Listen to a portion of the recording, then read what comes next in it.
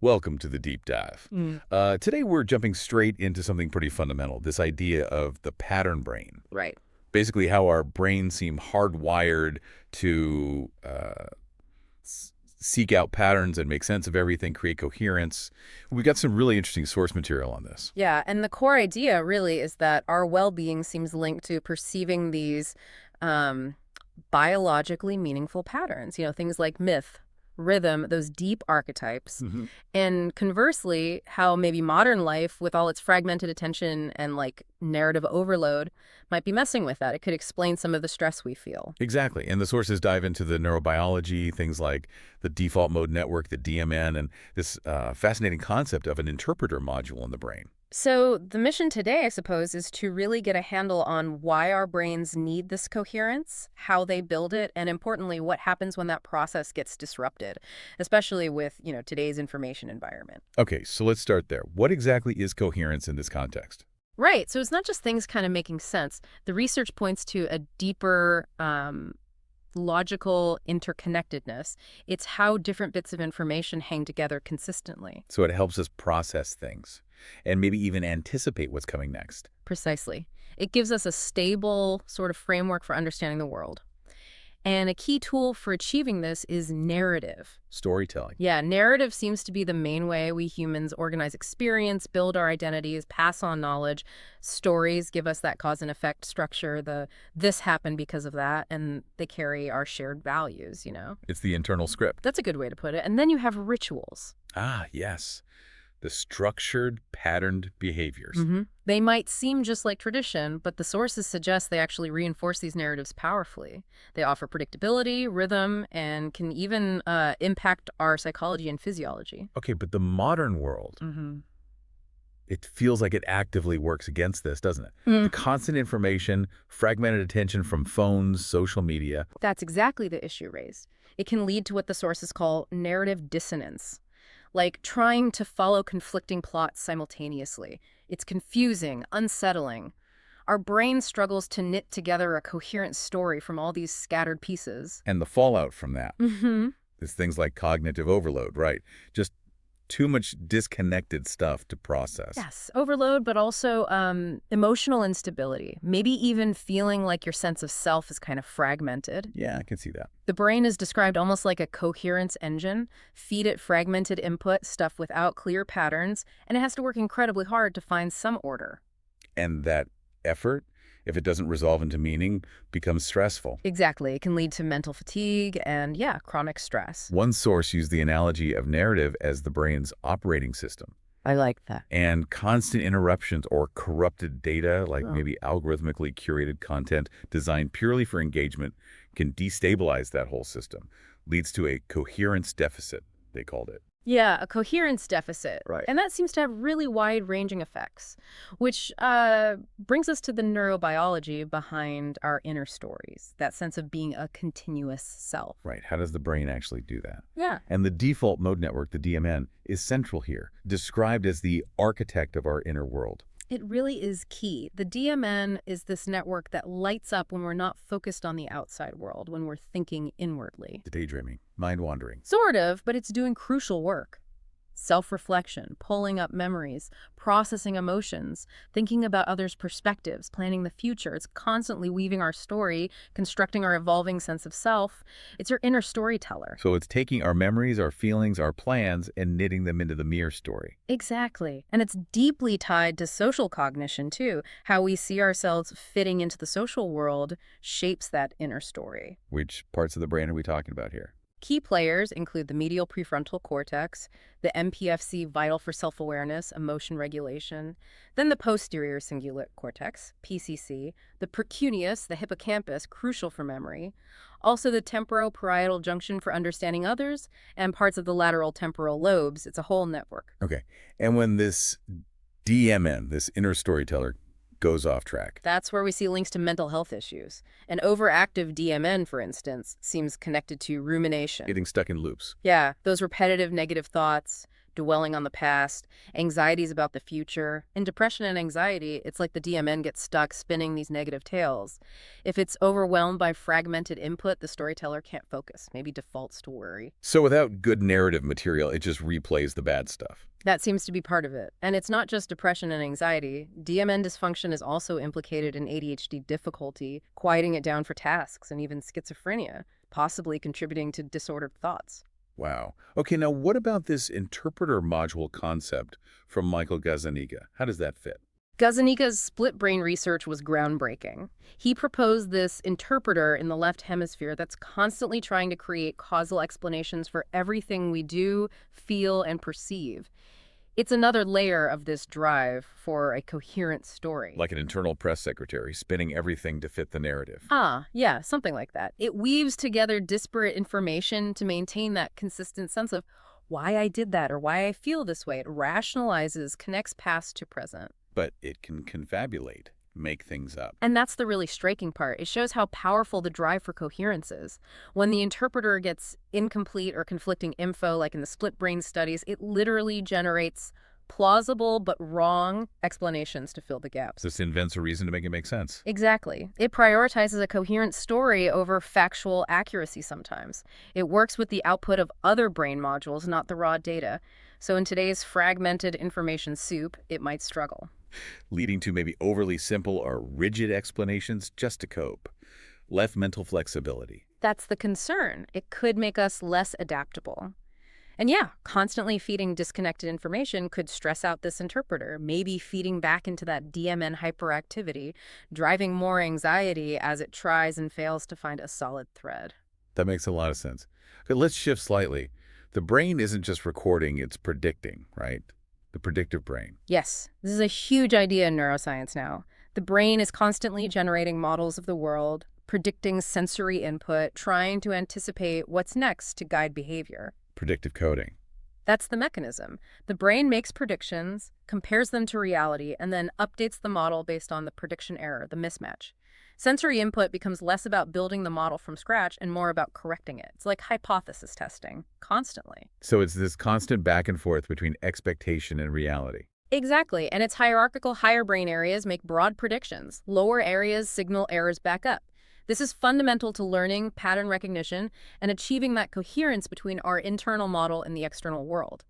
Low prediction error is coherence, in a way. And how do emotions fit into this predictive system? Lisa Feldman-Barrett's work. Right. Her theory of constructed emotion argues emotions aren't prepackaged responses, but are constructed by the brain. It interprets our internal bodily sensations, interoceptive predictions based on learned concepts and the current context. So my racing heart isn't inherently fear or excitement. My brain labels it based on the story it tells about the situation. Precisely. The narrative we apply to our bodily feelings is part of the emotional experience itself. Very embodied, very narrative. Okay, and then flow, that state of total absorption, how does that connect? Flow, Mihaly Csikszentmihalyi's concept, is that sweet spot where challenge meets skill. Clear goals, immediate feedback, effortless action. Neurologically, what's fascinating is you often see a quieting of the DMN. The inner narrator shuts up for a bit. Exactly. Transient hypofrontality. And you get a boost in neurochemicals like dopamine, norepinephrine.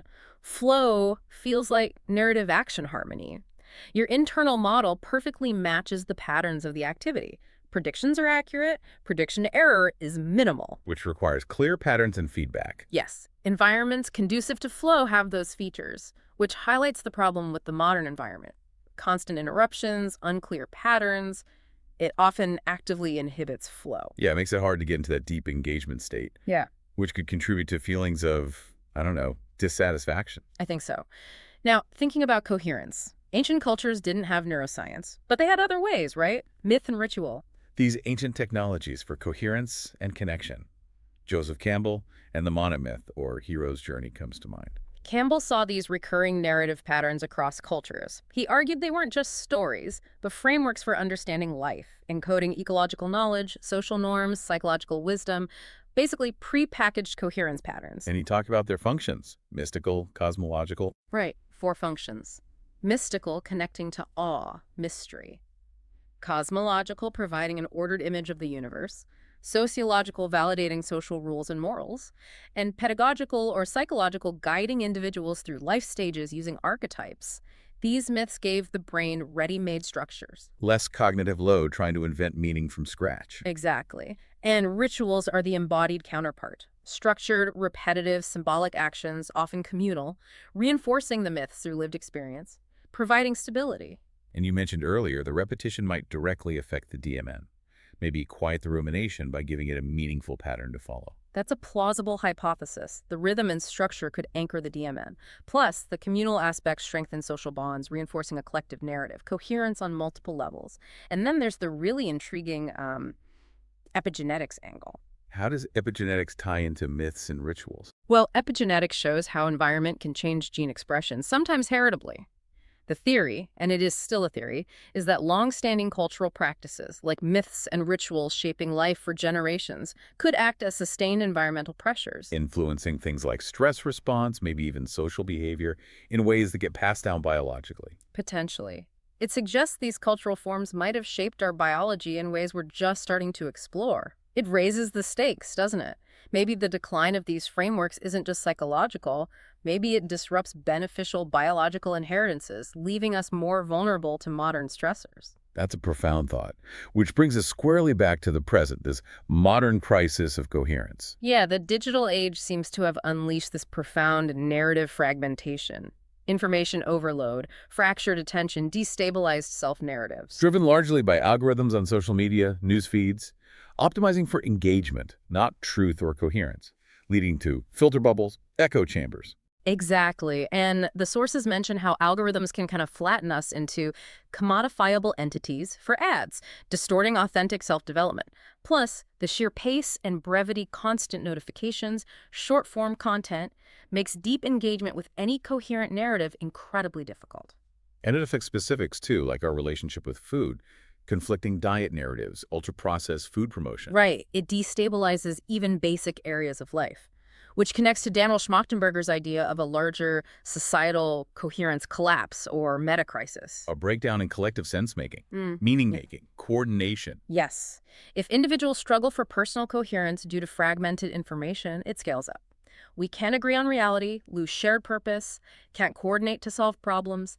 Individual struggles become societal dysfunction. And the physiological impact on us. Cognitive dissonance, for sure, holding conflicting ideas from different feeds. Dissonance, yes.